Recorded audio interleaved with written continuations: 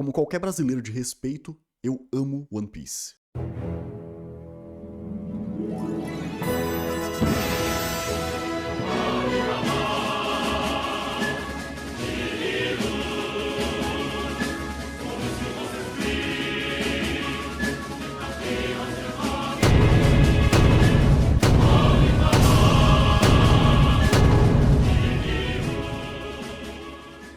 Eu li o mangá inteiro, chorei, fiquei de pé, bati palma. Eu realmente me apaixonei pelo universo do Oda. E aí, mais recentemente, eu tava lendo o arco de Wano, e aí eu lembrei que me falaram que a animação agora tá boa. Eu pensei, bom, eu vou parar de ler, eu vou assistir, né? E não me entendo errado, a animação realmente é um espetáculo em Wano, e os grandes momentos emocionais são muito fodas. Só que a quantidade absurda de flashback, enrolação com um monte de coisa irrelevante e repetição atrás de repetição, não só quase me deixaram maluco, me fizeram gostar menos dessa obra pela qual eu tenho tanto carinho. Longe de mim falar que isso torna One Piece ruim.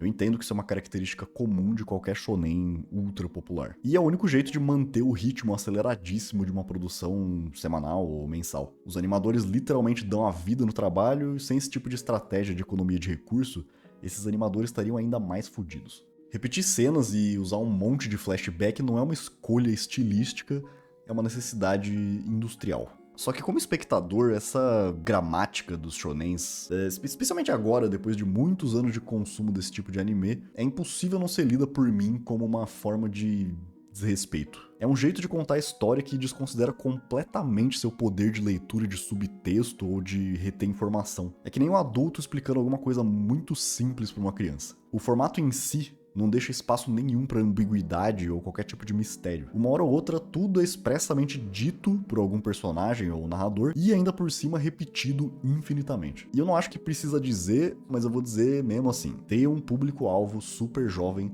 não é justificativa. Tem 1 bilhão de exemplos de coisa feita para público infantil que não subestima a capacidade cognitiva dos espectadores. E eu sei que é meio difícil de acreditar depois de falar tudo isso, mas eu prometo que eu não odeio animes e eu não odeio shonens. Mas a frustração com a gramática do negócio só cresce faz bastante tempo já. E foi num dia que essa frustração estava especialmente forte que eu resolvi assistir Frieren. Pra quem não conhece, Frieren é uma narrativa sobre uma elfa de centenas de anos de idade que tá vivendo a vida e conhecendo pessoas depois de já ter salvado o mundo com seus amigos humanos. E tem um anão também.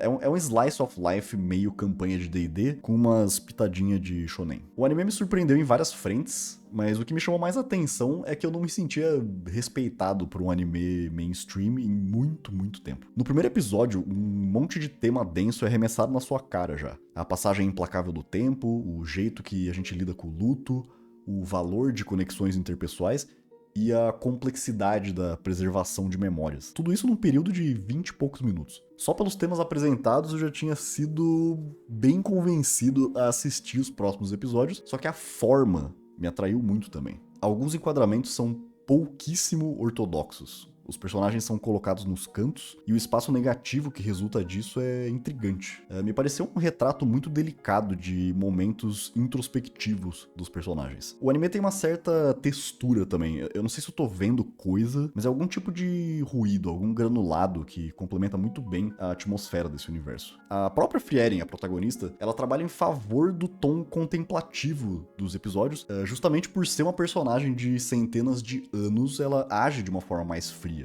Ela tem uma perspectiva mais distanciada dos acontecimentos que parecem enormes para os humanos. Afinal, o que é 10 ou 50 anos quando você tem mais de 1000, né? Eu achei muito foda que essa jornada da Frieren, depois de já ter salvado o mundo, vai revelando aos poucos como a preservação da memória é vital para a raça humana. Através de status, histórias, rituais, livros, a gente mantém a nossa humanidade viva.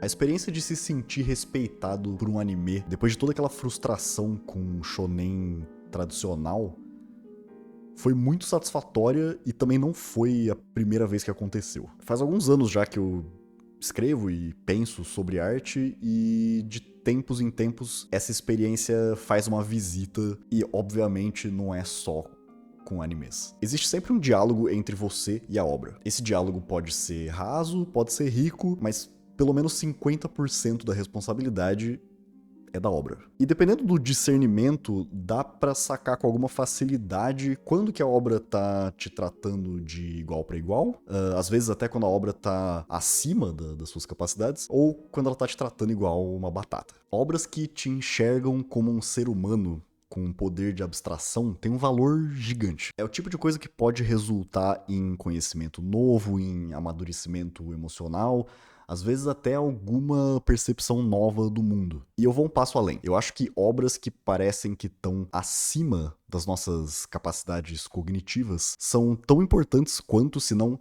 mais importantes ainda, do que aquelas obras que você entende de primeira.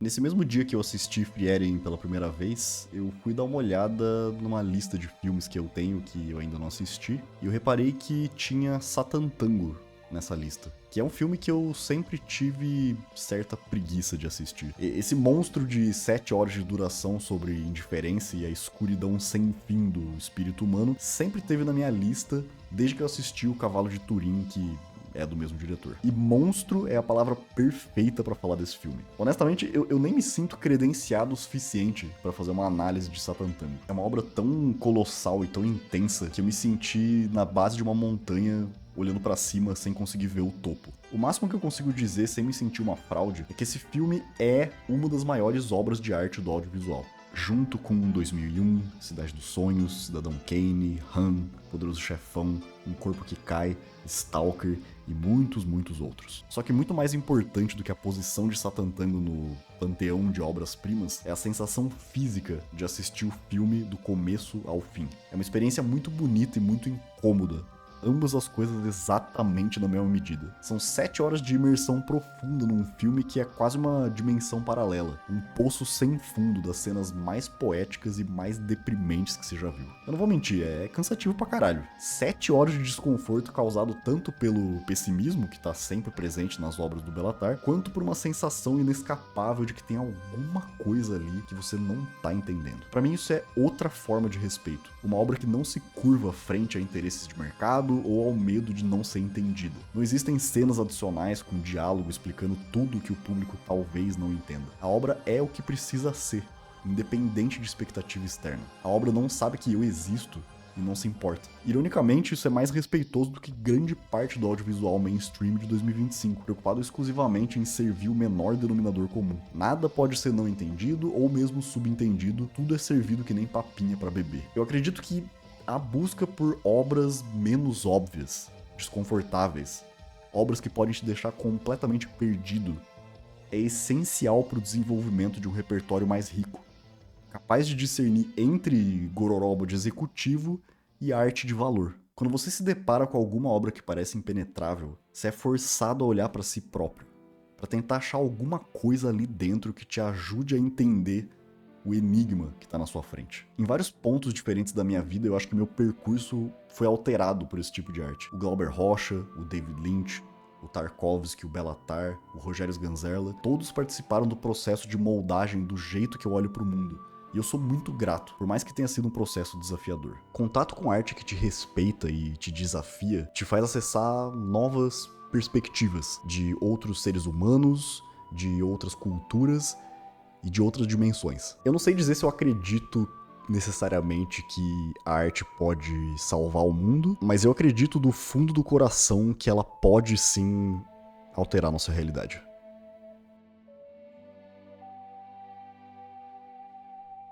Eu já fiz alguns vídeos para esse canal aqui, eu já recebi mensagens de pessoas falando que uma coisa ou outra que eu disse, ou alguma reflexão que eu falei sobre, ajudou a pessoa a chegar a alguma conclusão, ou emocionou a pessoa, ou qualquer coisa do tipo. E todas as vezes que aconteceu foram incríveis para mim.